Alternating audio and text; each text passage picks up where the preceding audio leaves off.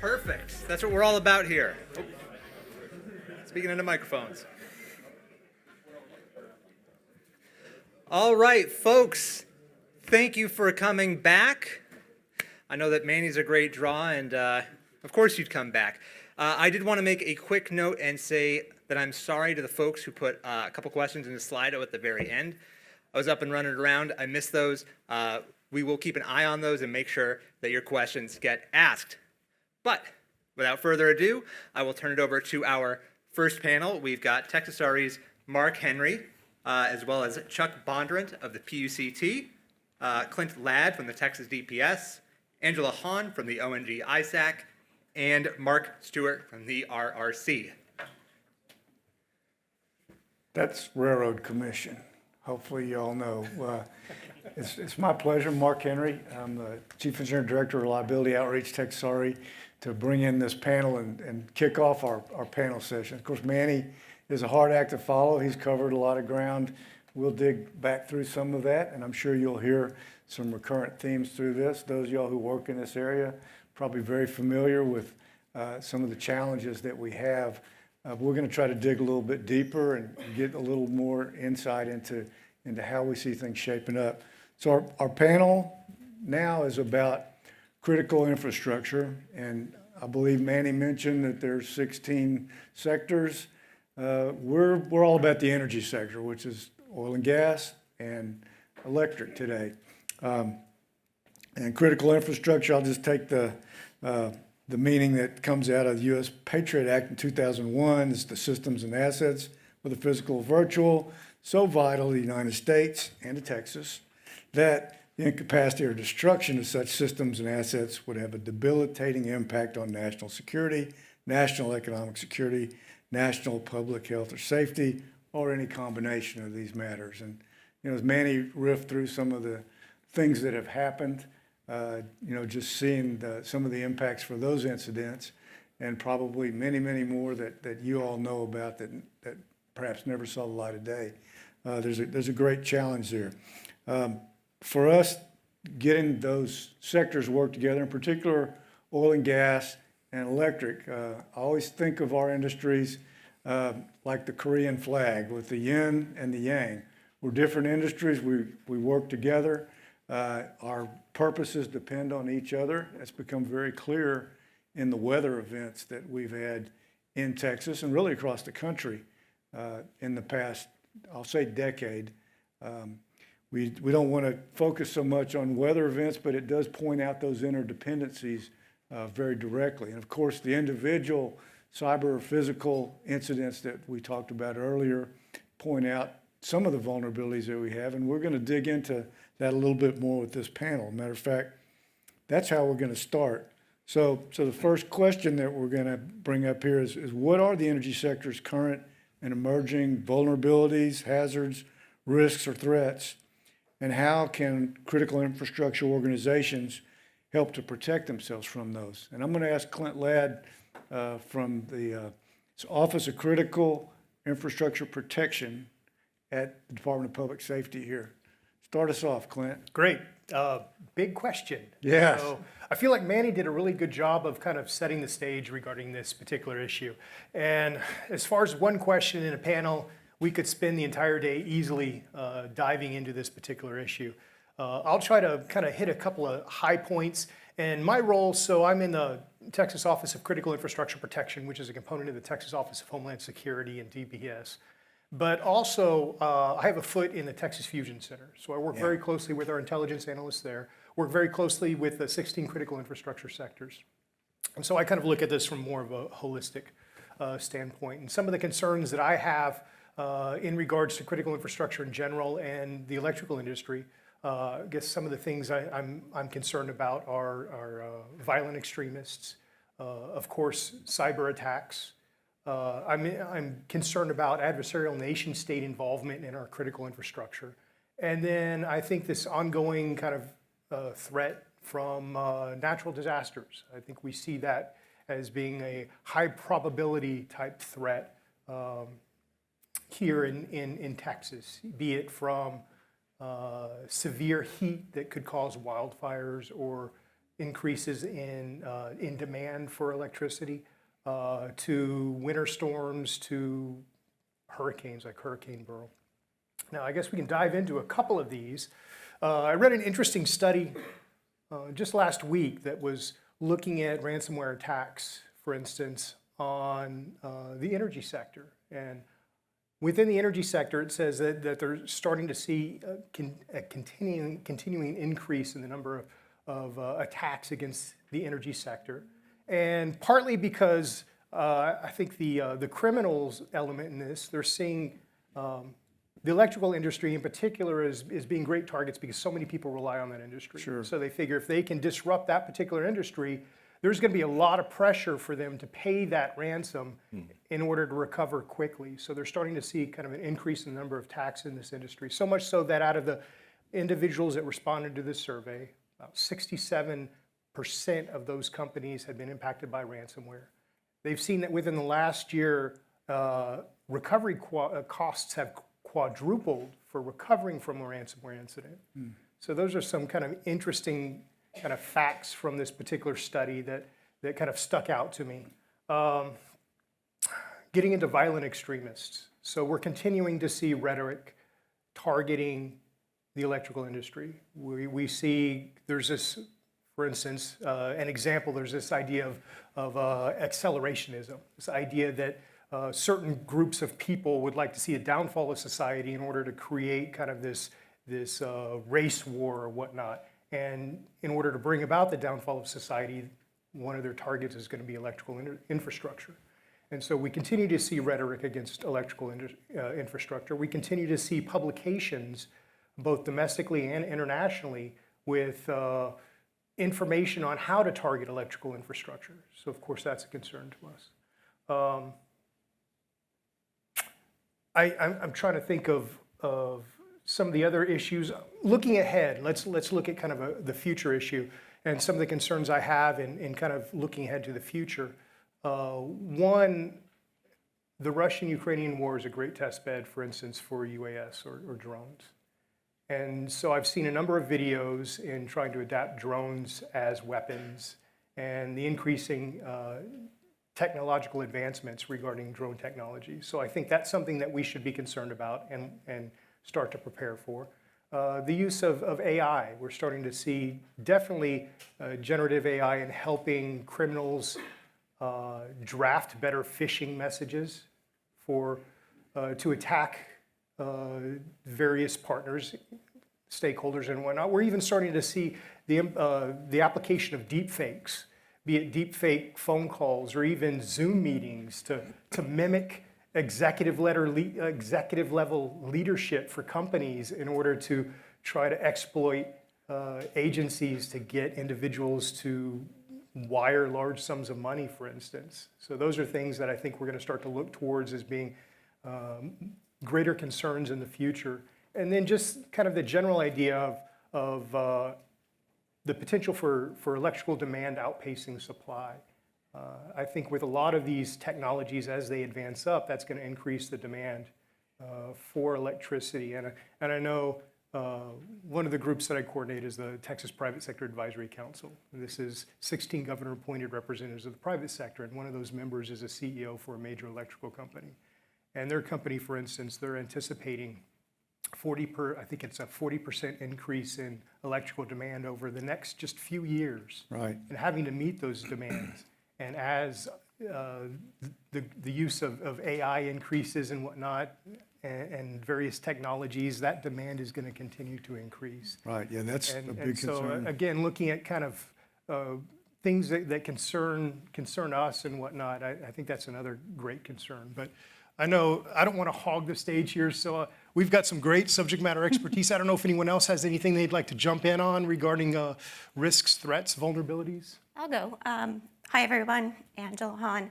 If you heard Manny speak, you know ISAC means Information Sharing and Analysis Center, ONG, oil and natural gas. I've been in this role for 6 years now, and just to give you some perspective on my insight, 20 years prior to that, or for the 20 years prior to that, I was a special agent with the FBI. So this is right up my alley, talking about critical infrastructure and protection information sharing, working together against the adversary.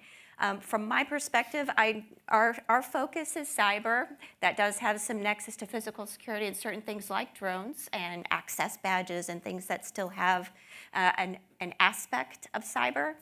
But from my experience, we really focus on 5 areas of threats to critical infrastructure in the cyber realm. And as was stated, nation states are certainly one of those.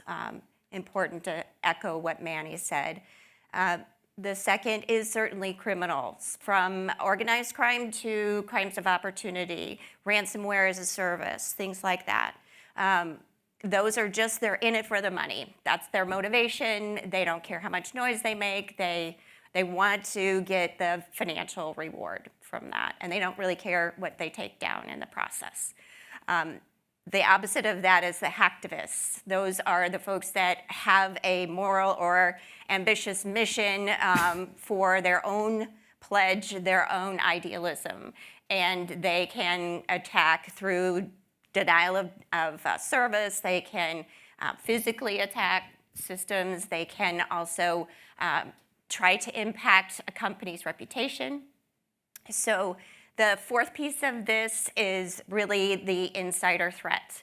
And I don't think this gets as much attention as it deserves, because insiders are the ones with access. They are the ones that all they need to do is either purposefully or accidentally be compromised, right? These are social engineering where they just trust and they give their password to the help desk and the network is compromised.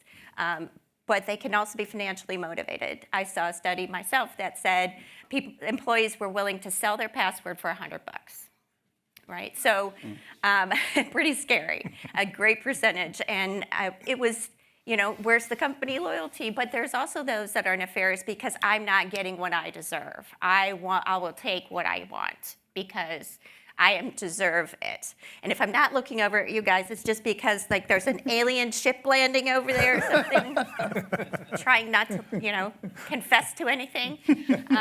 But it's really important to know that the insider has the access, and they can either be nefarious or unwitting. And so we have to be careful about even that cybersecurity awareness for employees who think, oh, it's not going to hurt anything if I go to Facebook on my break before the next meeting and look at cute cat videos, right? They might be embedded with malware. You might compromise the network. Hopefully, there's antivirus and all the protections in place, but it's a numbers game, right? We have to be strong and protective 100% of the time, and the bad guy just needs to be lucky once, right? And then they have that opportunity. So I think I mentioned all of mine, but hacktivists, insider, criminals, nation states, yeah, that's it. So. Well, that's a pretty broad array of topics. Some we don't always remember to think about. Sure. And, the other part of the question was, what can we do together to try and protect ourselves? Yeah. And well, I'm going to say information sharing, but we'll get back to that. Yeah. I suspect that's going to be a big part of what we talk about today. But Chuck, do you want to take on first pass at how we're working together? I'll say in the electric sector, because that's your world, right? Yeah. Along with me, Yeah. that's the biggest part of where my time is spent. Yeah, and I think, venues like this and other opportunities that we have as an industry to get together, to kind of discuss what we see, things that are on the horizon. I know sometimes it's tough to open up the curtains to show things that are going on your networks, but I think that is going to be the key to us being successful in kind of mitigating some of the things that are going on. Because as a regulator, a state regulator, we are asking a lot from you guys to protect your networks from nation-state actors who have unlimited resources to try to get into your networks and to bring you down. So I think where our role is to see where we can come alongside of you and your organizations and help out as best as we can as a state. And also, we have ties to federal partners as well that we can bring in and also assist in some of the efforts that you're doing. And I'll make a plug, October 9th and 10th, we have a cybersecurity conference that's going on. It's going to take place in San Antonio on the UTSA campus. And this is a great opportunity, again, for the electric industry to get together. We purposely try to partner with universities, especially those that have cybersecurity as part of their curriculum, because there's a shortage of cybersecurity expertise in not just the electric industry, but in pretty much every industry, there's a shortage. So this is an opportunity to get students with our electric partners and kind of see what the ask is from you guys to them. So, Mark, can I add something? Sure, Clint. I was just going to say, now is the time really to start to develop those relationships with public sector partners. So with the electrical companies, I highly recommend that you start to reach out to agencies that in the government sector that would support you during a disaster response.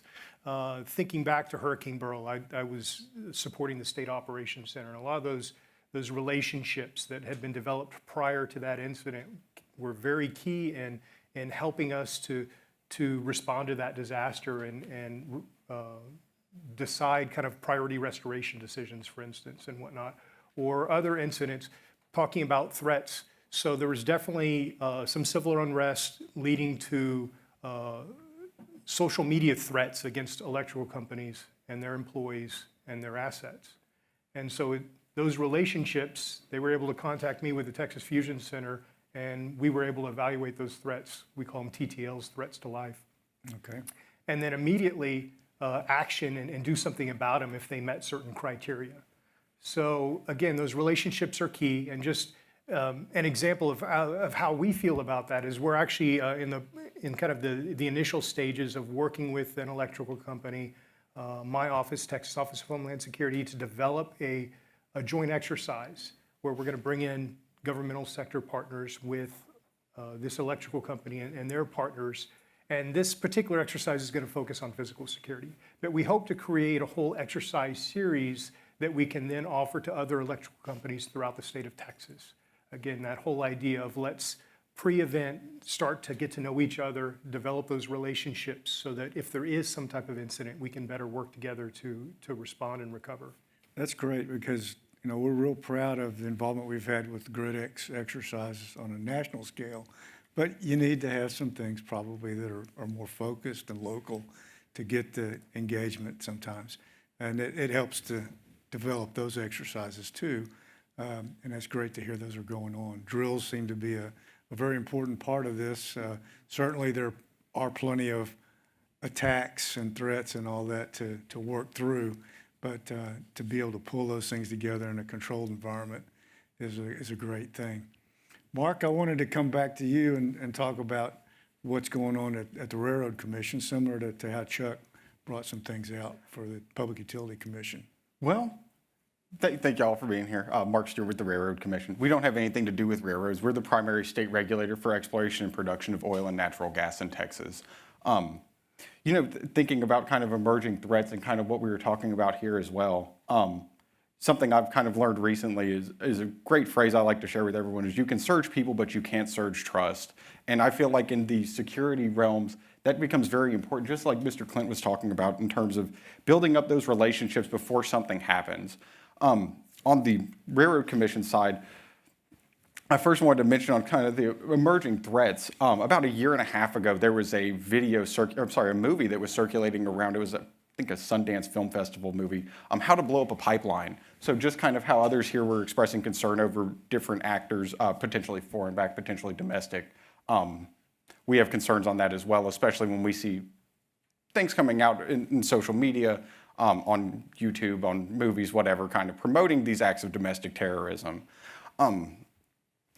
Could you give me the question one more time, please, Mark? Yeah, that first part you're covering is, threats, vulnerabilities, risks. But the second part is how do we have the organizations with this critical infrastructure, the pipeline owners, I say the production facilities, storage facilities.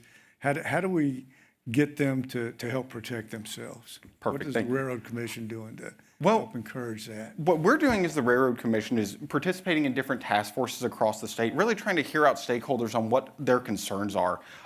Anytime we're hearing about, potential criminal activity at the Railroad Commission, we're talking with different law enforcement agencies on that. A lot of the security threats that myself and other folks at the Railroad Commission see, we take those a lot of times. There's a organized crime element, so those go to the FBI. I guess, in terms of what we can do about it, I think sharing information is really the big key in all of this, is making sure that different people are involved in different things, having ongoing conversations on different things. If something might come up, what would a response be? I like the idea of doing drills as well. I think drills are a big part of, making sure everyone's on top of their game with these things. Very good. Angela, do you have anything to add about the ISAC work? Yeah, so one of the key roles that the ISACs play is anonymizing, and you mentioned, being vulnerable when you share, and that anonymization helps remove the attribution to your organization and be able to share more broadly, right? So that you're not identifying yourself as having an issue. That's been sanitized. And all we really need to do is get the information out so that others know what to look for. What can they do to mitigate? What are the vulnerabilities out there? There's too much and too quickly emerging to be able to be on top of everything all the time. But if you're fed a stream of information that keeps you situationally aware, and not just the sky is falling, but what to do about it, is part of the what we at the ISAC want to do to help. We also provide tools for companies to communicate with each other or to investigate what's going on in their own environment, to give some information to our analysts, and we can enrich that. That's another key role that we play, because yes, there are big super majors, but there are also medium and smaller sized companies that need help with their analytic team, some support, some extra hands, eyes, and ears that can do some of this legwork and research and so forth. So that information starts with a nugget, and then we can build on that. I like to refer it to, it's similar to a jigsaw puzzle. If anybody started doing jigsaw puzzles during the pandemic like I did, you have all these pieces, right? And how do you get them to match up? And how do I get to see everything, especially when there's some pieces of the puzzle in Bob's pocket and Mark's pocket and Clint's pocket, and I don't know what I'm missing. But if we all collectively bring them together, and then we can start building on that, and then a picture becomes more clear. If I keep my puzzle pieces in my pocket, then you're never gonna know what I know, and you're never gonna have that clearer viewpoint of the situation, of what to do about it. So that's my analogy. Very good. And that brings up some of the challenges with engaging. And again, you mentioned the value of anonymizing information, but what are some of the other challenges that you all are experiencing in bringing people together to share information? Legal. Oh, sorry. Did I say that? My bad. I'll say something on that Please one. do. So again, coming from the Railroad Commission perspective, more so looking at these natural gas providers, oil producers, folks of that nature. What we see a lot of is proprietary trade secrets, things of that nature that companies might not want to disclose. Another thing that we've seen a lot of in terms of, I want to say this in strictly more of an oil theft nature, is looking at this more as like a shrinkage problem than a true actual organized crime problem. So someone like a Walmart, they might not want to come out and disclose how much shrinkage is actually happening. And we're kind of seeing the same thing in the oil field in terms of reporting how much oil theft is going on. And I'll speak from a Railroad Commission perspective. It makes it difficult for us as the commission to get funding and get resources devoted to that when we're not getting reports in that are really broadcasting the true extent of the problem. So kind of even going back to information sharing is reporting information back to the state regulators. Yeah, as the other regulator here, it's because we're the regulators. Sure. It's quite a challenge to get that information from utilities. I completely understand. you know, the old phrase, I'm with the government, I'm here to help. We are really here to help. One of the mandates for my division is we kind of separate the regulatory asset of our division. Now, that's not to say that if, you know, as we're visiting and we discover something that's, you know, that's going to impact either the ERCOT grid or the grid at large, that, you know, we're not going to report that, we will. But we are definitely there to assist the utilities on any of the shortcomings that they have. And, you know, it takes a while to build that trust. I've been in this position for about 6 years now. And the utilities that have been an active participant in the cyber outreach program from the beginning, you know, I have no issues with, you know, sharing information or getting information from them. But utilities that are kind of new to the program, you know, there's still that trust but verify or almost zero trust for the PUC. But, you know, it's a work in progress. And again, I understand, you know, the shortcomings of that because I've been on the other side, and I definitely would not give up, you know, that kind of information, number one, to someone outside of my organization, and number two, to a regulator that could come back with, you know, fines and penalties to me. So it's, you know, again, it's a work in progress. It's a slow journey, but, you know, our adversaries aren't working slow. So the sooner that, you know, we can get kind of past that, the better I think we'll be as a whole. Yeah, very much so. And I wanted to come back to the oil and gas side because it appears to me that you have perhaps a much more diverse set of entities.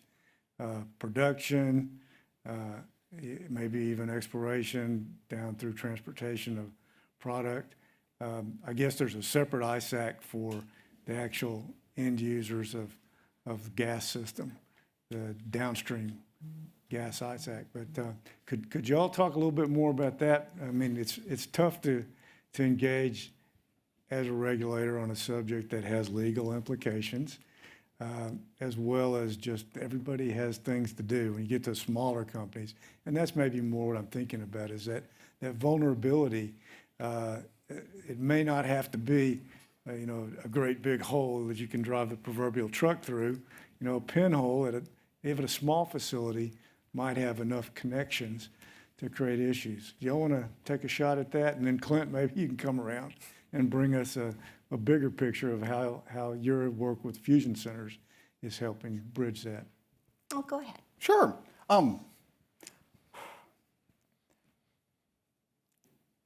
So in terms of, this wasn't the interdependency thing. I'm sorry. I just wanted to make sure we were. It's leading to it. This is more within your industry, certainly within the gas and oil industry. There's a lot of interdependency just within your structure. You got to get the product out of the ground. You got to process it. You got to ship it. Then you got to refine it and so on and so forth. And there's different players in every part of that, right? Most companies aren't just saying, you know, oh, I'm going to bring it out of the ground. I'm going to send it. I'm going to refine it. I'm going to do the whole 9 yards on it. So from that, I always like to kind of point out how many different companies are involved in getting a drop of oil from the ground all the way to the refinery. And kind of going back to the insider threat that was mentioned earlier, when you have all those different people kind of working towards that same goal and all these other contractors, service providers, different folks involved, there's a lot of room for information to slip out, for something to be let go that, you know, hey, no one's watching this pipeline at night, no one's watching this compressor station at night. We see that kind of from a critical infrastructure and physical security. Compressor stations have great big compressors. They have a very large catalytic converter on those. Thieves love to go and try to steal those catalytic converters, and what ends up happening is they commit the theft, but the critical infrastructure side of that compressor station goes down for a certain amount of time until the operators get it back up. So I would say kind of a combination of all of those, of just how many people there are, but also just how little eyes are on certain aspects of the oil field. I like talking about, you know, kind of the very large companies, because I think that's what most people would think of in the oil field. But there's a lot of independent producers, especially in the state of Texas, and they might not have all the sophisticated equipment that a large mega multinational corporation might. They might not have things on location that are watching tank levels. They might not have something that is detailing, who's coming and going. They might not have a check-in, check-out system. And middle of the night comes up and someone goes out there and all that we find is tire tracks and shoe prints around it and stolen oil the next day. So I think that's I'll mention that and let Angela speak for a bit.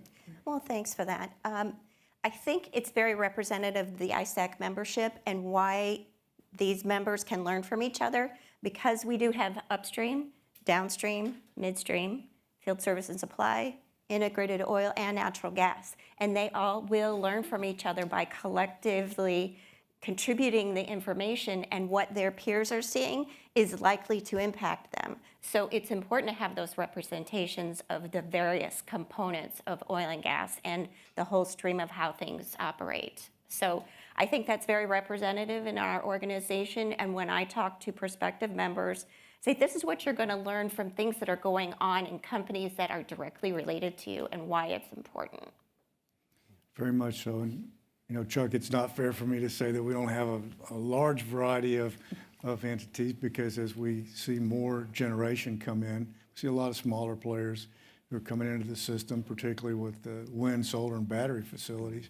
They tend to be set up as independent entities. Sometimes they have a link back to a bigger one, sometimes they don't, but certainly that's been my experiences with the smaller entities, a challenge to get that engagement from people. Whether their legal department allows it or not is something you have to strive for. And that's what I want to come back to the Fusion Center a little bit and make sure we give that some more airplay. Okay, I guess I should start by kind of defining what a fusion Sure. center is. I don't want to assume that everyone that's watching this knows what a fusion center is.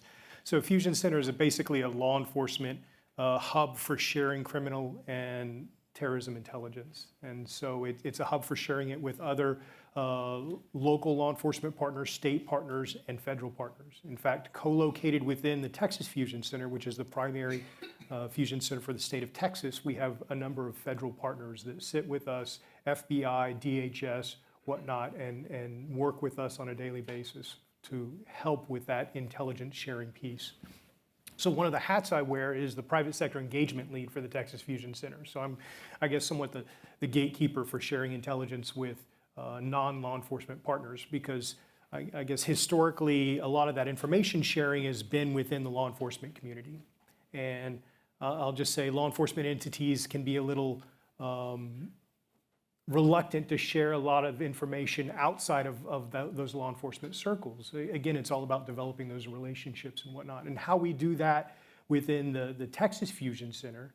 And I will say there are 8 fusion centers in the state of Texas. So we are the lead for the state, but a lot of the major cities in the state of Texas also have their own fusion centers. But the way in which we develop those relationships, I would say our primary program is our Infrastructure Liaison Officer program, our ILO program, and I coordinate that. And so at its root, at its base, it's an information sharing and coordination group. And essentially what this group is it allows non-law enforcement partners to develop a relationship with the Texas Fusion Center. So you have to submit an application, complete and succeed in a criminal background check, and then complete a 2-day training course with us. And that allows you to become an ILO. And from our standpoint, what we're looking for is we want to develop those relationships. Talking about information sharing, it's got to come both ways.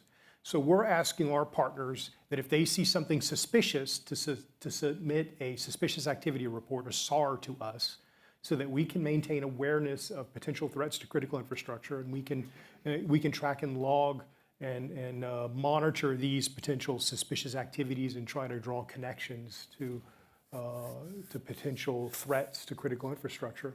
And in the reverse, we're going to then share what information we have with our critical infrastructure partners. And so we have, for instance, a monthly publication that we provide where we compile a lot of intelligence information. We'll provide that with our partners.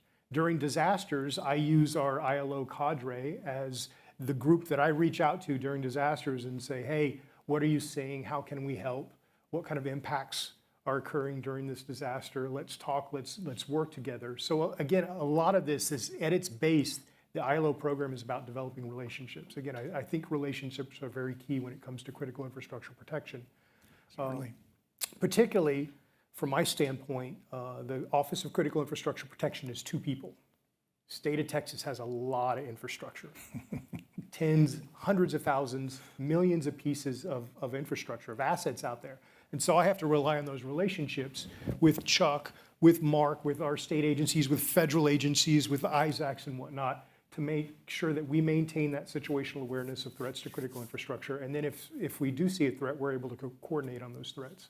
So again, if anyone's interested in our ILO program, you can just Google Texas DPS ILO.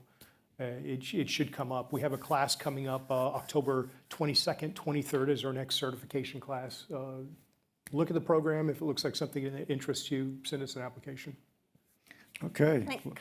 Can I just piggyback off of that and say, I think my 5th threat actor in cyber is the terrorist, and I might have moved on too quickly before I mentioned that, because they do want the same type of access as of nation states, right? To be able to control or to terrorize an area by saying something's going to go boom, or they've also been planning forever, their plots to, and they use that as a communication device and also cyber to fundraise. So even fake charities and you think you're contributing, or a lot of ransom demands end up funding terrorist activities. So I just wanted to add that real quick. That's a good addition, and you bring me around to what was our originally planned second question, is that, why is it so important to secure and protect the interdependencies between, and again, we're focused more on the energy sector, but if you want to go broader, certainly you can.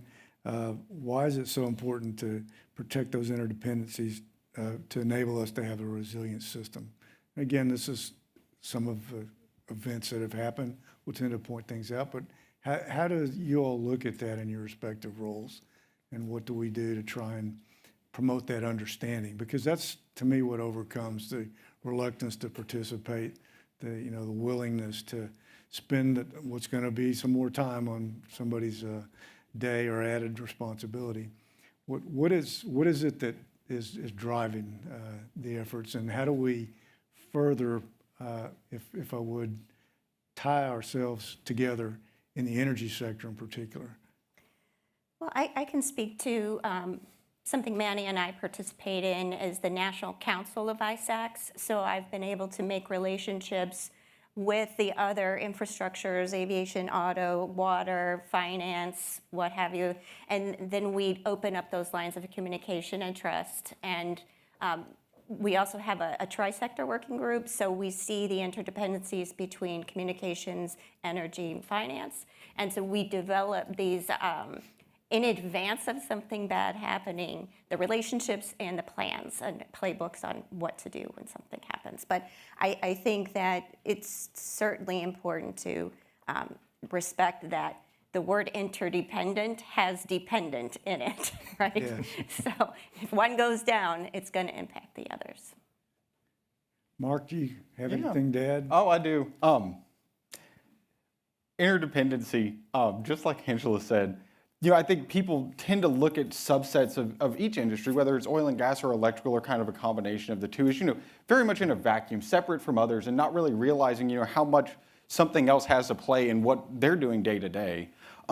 Just from a Railroad Commission perspective, very simplistically, oil and gas are coming out of the ground. Some of that natural gas could be used to power generation units, something like that, that would then provide power back to other natural gas, oil wells, fields, things of that nature. So there is kind of an interdependency there as well. But overall, just kind of recognizing that, an event elsewhere that we might not see here in Austin has effects on us, things that might not be tangible to us right in front of us today, but in the future could come back to haunt us or to catch up to us. Thinking about kind of the interdependencies that I see often, really kind of going back to making those connections with different stakeholders, whether it's federal government, different operators, knowing who to call when you need to make that call, knowing kind of, I think what Angela said, kind of the dependency role in that is, someone is depending on someone else to fulfill a certain role. And so making sure those roles are clearly defined as to what your dependency is on those and what you're depending on others for. And I'll go with that and turn to someone else. Chuck, do you want to add anything to that? Yeah, I'll say, after the events of early 2021, I think there was a lot more coordination that was done between, the electric industry and oil and gas. I kind of look at, the state agency wise as, you have the two siblings that are, always getting into it with each other, and then the parents make them put that one shirt on that they both have to wear together. It kind of felt like that for a little while between, the PUC and Railroad Commission, but I think after that, the relationship between the two agencies have, since the time I've been at the PUC, have never been better. We regularly coordinate, have weekly meetings with each other.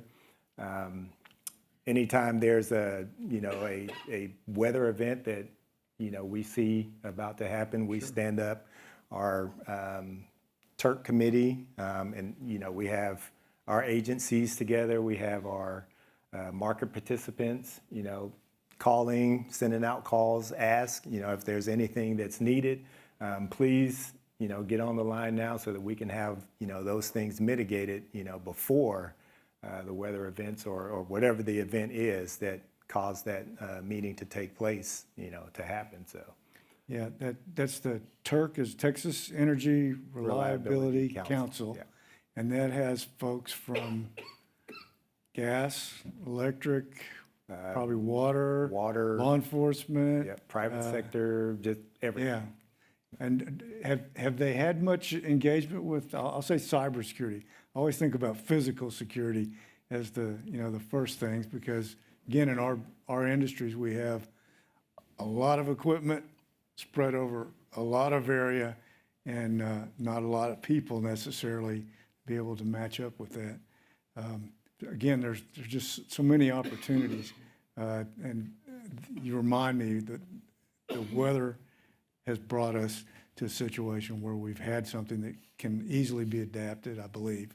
I'm not sure, again, that we've had some of the concerns come up with cybersecurity that raised to the level of the Turk. But again, that's a very, very important thing. And that kind of brings in the general question, and we've covered a lot of this already, is our approach to information sharing. Turk is something that's there for, as I understand, primarily emergencies, but readiness as well. How do we look at our respective roles in bringing all of these things together?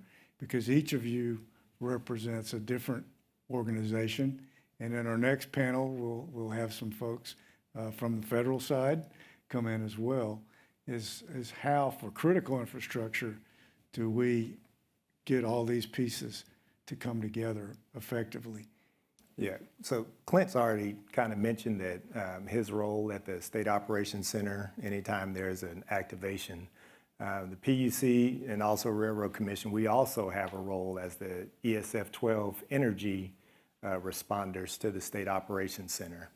And one of the things that we've been trying to do is do regional outreaches with our electric utility as the host for these events, but more so to bring in the local emergency management folks that are in those areas to get a better understanding of, hey, this is your energy partner here.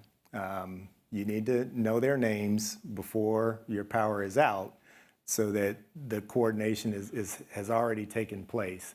And it's also to give them a better understanding of how the electrons flow, how the operations, how does it happen? Because most of us, we turn our lights on and there's power, but we don't understand, the generation of that power, the transmission of that power, the distribution of that power, how it gets there. And, the supplies along that way, along that chain can be the reason why, your electricity is out.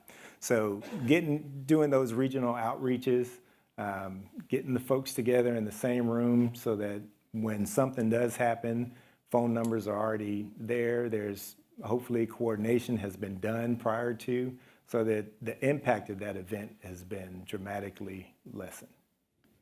Excellent. And everything you said about electrons, I think probably applies to molecules as well. So, It does. It does. Sorry, I got thinking about that. Just like Chuck said, not necessarily the interdependency, but all the different things that come in and having those relationships in place before something happens can be so key in your response to those things. In some of the stuff I deal with, some different oil theft task force I'm a part of, that's really kind of the key part of it is, knowing who to call in the event that oil goes missing, that something happens, that you have an issue. You know who to call and you already have those relationships in place. I really like the idea of, knowing the different players throughout the system of, who is this molecule's electrons coming from, who is this molecule's electrons going to. I think you can look at them very similarly. I think I'll just add the emphasis on resilience.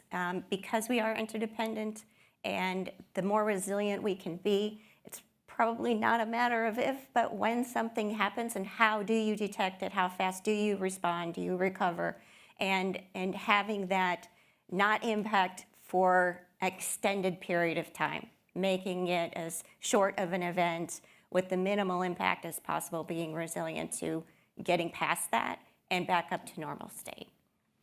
it's very good. That brings to mind one of the topics we wanted to perhaps dive a little deeper in, and that related to Colonial Pipeline and the incident there. And it was mentioned briefly in Manny's presentation. Certainly, that ransomware attack had some profound implications. Could have been a lot worse. One of the things that followed from that was that the Transportation Security Administration started to issue some requests, to put it nicely. And maybe you all could talk a little bit more about some of the requirements that are coming out there. I think our audience is probably more familiar with the electric side requirements that are administered through the NERC standards and some of the other programs like NERC alerts, and there are undoubtedly other requests that other agencies put out, but that one in particular because it focuses on the pipelines, and we need what comes through those pipelines to make electricity. Y'all want to talk a little bit more about that? Mark, you want to start with? Sure. I was thinking Angela was going to start. Sorry. If you want to Okay. start, you're welcome to. That's fine.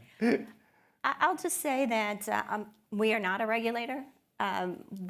Our member companies have been impacted, some of them that are pipeline companies, because Transportation Security Agency has the regulatory governance over transportation, but that includes pipelines, so it's a little bit confusing. Yes. But so ONG ISAC isn't as impacted as some of our members. And a lot of our members were already prepared for this, right? Because they have the defense in depth, they have plans in place. But what TSA directives was really more interested in making sure happens is a designated cyber point of contact, a plan in place, submitting that information, being subject to audits of some nature on a regular basis. So I think it is all good intentioned. There were some unintended consequences, as is likely to happen, but I think they're working through that over the years of iterations of the security directives. Yeah, I understand there's been a regular set of updates since then. But the content of those, when I read through them, struck me as very similar in terms of some of the things that we ask on the electric side. Interesting. Mark, are there any particulars about those directives that the Railroad Commission has been involved in, or? So not really, which was kind of why I was like, not to push Angela to answer it, but I didn't want to speak on TSA's behalf or if a federal agency had more teeth or more things to say on that. Us as the Railroad Commission, we're a state regulator, so the federal government can come up with their rules and regulations that they want to on these things. Us as the state, sometimes we might have to write some sort of rules or regulations around it. But in regards to the Colonial Pipeline, this TSA directive, I've spoke with some of our pipeline folks, and we don't have really, we regulate the same folks, but we're regulating it in different manners. So while TSA is giving these initiatives, these directives to pipeline operators, that's not in lieu of Railroad Commission rules or regulations, it's just in addition to.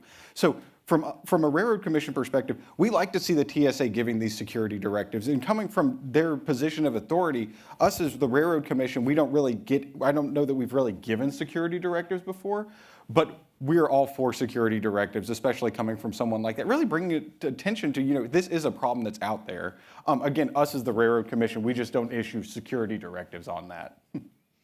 Okay, and that sort of brings up, I'll say, a more general question with as many agencies as they're involved, and we're talking about interdependencies between essentially two different industries, electric and oil and gas.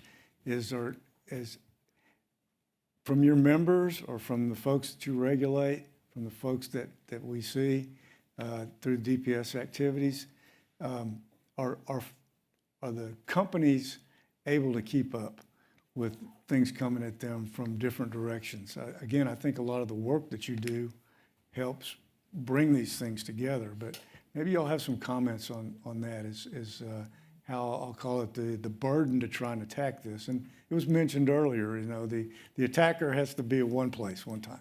If we're going to defend against this, we've got to look everywhere, and we've got to work together and help each other out. Clint, do you want to start that out? Are the companies themselves, do they have the resources to commit to all of this? Interesting question there. I'd actually like to kind of pull this out and talk about dependencies and interdependencies in general. We've touched on that somewhat, but I think oftentimes the focus is on goods and services and identifying those dependencies, and that's certainly a concern. During disasters, I've seen firsthand where there have been situations where companies have had single points of failure. They rely on one good or service, and that is disrupted, and they have no contingency for what to do in case that is disrupted. And so that's one thing I want to encourage everyone in the audience, I guess, is to make sure that you have contingencies, you identify those single points of failure, and you start to try to address those. And not only do you address them, but we see situations like a company that, okay, they don't have electricity. Oh, we have a generator, but we don't test the generator. We don't maintain it. We don't make sure that it can run on the load that we're expecting it to run on. So take those additional steps to make sure that those systems are in place. But I also want to talk about dependencies in general in that, again, usually the focus is on goods and services, but there's actually 4 different types of dependencies. Okay. That would be physical dependency, goods and services. But there's also cyber dependencies, that's cyber information you rely on. There are geographic dependencies. These are other companies that may be near yours that if something happens to them, it could impact your operations. Classic example being a dam. If you're downstream from a dam and that dam fails, your facility could become flooded. And then there's something called logical dependencies. It's kind of the box that everything else kind of fits in. But this looks at things like agencies that deal with rulemaking, with financial markets and whatnot, that based on what happens to them and what they do can also impact your agencies. So again, I kind of challenge agencies not to kind of look and define dependencies just as goods and services, but think broader into a broader context and plan for those other eventualities. Make sure that you know who do you rely on and who relies on you, and you have a good idea of what their preparedness level is and what you can do in case that particular dependency is disrupted. That's a very good way to sort of encapsulate it. I think we will probably have to stop at that point. Again, I see the answer to the challenges and I'm hearing this from you all, is the interaction that we have together among the agencies, among the associations, and the folks who are out there taking care of and looking for what the issues may be. It's been a great opportunity. I thank you all. Oh, Mark? Oh, we have a question? Oh, we've got loads of questions. Oh, we do. I don't think we have loads of time. Oh, well, we'll get through the ones that we can. Okay, let's try then. Okay, so we've got a question about current bill in the Senate. Harmonizing and, well, look, I guess they were listening to me and my question. Do you all have any thoughts or awareness of particular activities here? This is, I'm not sure if this is federal or Texas Senate. This may be one that has to be a homework assignment if we aren't familiar with it. But again, I think we've, Texas, we're not currently in session, so. okay, so that takes care of that. Congress Yeah. is in recess too, so. Yeah, we didn't talk about another activity that was Texas, but that's okay. Thad, we're going to have to follow up with that outside with Anonymous, okay? Okay, National Association of Regulatory Utility Commissioners has developed and released a list of cybersecurity baselines that pertain to electric distribution systems and distributed energy resources. Will the PUC be requiring or requesting utilities to adopt those baselines? And Chuck, it's PUC, So, I'm not sure. apparently, I cannot get Yeah. out of this question. So we're aware of those baselines, and actually, I've been participating on that committee, the drafting committee. We don't necessarily know if states are going to be required to adopt these. There's some good ideas that have come out of this, and a lot of this has been taken from what utilities are already doing according to your NERC CIP standards. So if you're doing those, then you're doing these baselines already. Very good. We got time for another? Was that a good? Yeah, I thought it was no great. comment? Yeah. Okay. How much difference do the tools used to detect attacks make for information sharing? So we're getting a little more technical here. Are there some that are more effective than others? Do some tools make it easier to sanitize the information and share it? And I don't know if any of you have experience through your engagement with folks about what kind of things have been more successful. Anything from the panel? Well, I'll just say in our members' environments, they are using a set of tools. It's not one tool, right? Sure. It's a collection of tools that work together for different purposes. And we hope that they're optimizing that environment to be as effective as possible. And where, as far as sanitizing the information, it still can be kind of a manual process. It depends on what you're sanitizing, right? If you're giving some indicators of compromise, that is going to help other companies know what to look for. Right. But I think it's still the human that has to say, I'm letting this go because somebody's had eyes on it. But yeah, there's certainly some great tools out there that are helping companies with their efforts. Yeah, and I guess what I would come back with is participating, whether it's with the arrangements that your regulators or others in the ISACs have set up. That's where you probably get the opportunity to have that dialogue, perhaps on a one-to-one basis, and explore those questions more fully. Yeah, and one-to-many, right? Because all you need to do is Yes. get this, and then we have the dissemination mechanism, as does the EISAC. So. Excellent, excellent. Okay, so we do have a Lone Star Infrastructure Protection Act question. Maybe we can tackle this one now. Chuck? Who is screening these Yeah. questions?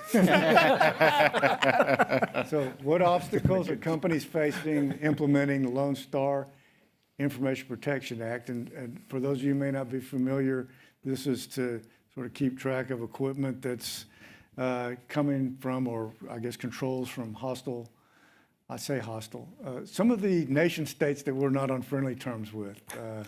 4 of them come to mind that were mentioned earlier. And we know that this law was approved and implemented, was it May of this past year, April or May? I think April, Yeah. we voted on it at the PUC. Okay. And so I know they have to file some attestations because the PUC asked the ERCOT ISO to prepare what they call protocol revision to take some actions. And as I recall, those are attestations about the ownership of some equipment that comes from or associated with these members, nation states. Do you have any sense of where things are going, what kind of feedback you're hearing? Particularly for this question here, I think the obstacle that all the companies are going to face is being able to identify the equipment Okay. and peel back the layers on that equipment to be able to sign the attestation on whether or not that there are components of that equipment that would meet, the criteria to report Right. with. It's just like doing an asset inventory of, your network. That is a huge challenge. But that's your basics of your cybersecurity. If you don't know what you have, you don't know what you're protecting. So I see that's going to be the biggest challenge for utilities to be able to say, equipment X, we've checked it, we've broken it completely down to components, and yep, we can say that none of it meets that criteria. If once y'all crack that nut, please share that with our federal partners, because I think that would go a long way in understanding what equipment is on our bulk electric network. Very good. I don't see any other questions. Thank- Glad we were able to get those in, and I believe we more or less covered everything that we had planned with a whole bunch of extra thoughts, and I greatly appreciate the panel's help with this topic. I think we're going to take a short break now, and then we'll resume with Thank you, Mark. Folks, thank you very much to our wonderful panel. We greatly appreciate your time and your very intelligent discussion. We do have a couple of questions that we didn't have time to get to. So, folks, if you submitted those questions online and you would like an answer, please send those to information@texasre.org. And we will get back to you with a very detailed answer. Again, we thank you for all the wonderful questions we had. We're going to resume at 11:10 a.m. The mocktail folks are setting up outside. Service is not set to begin until lunch, so please do not go over there and try and get a little something extra. We will see you back here at 11:10. Thank you very much, folks.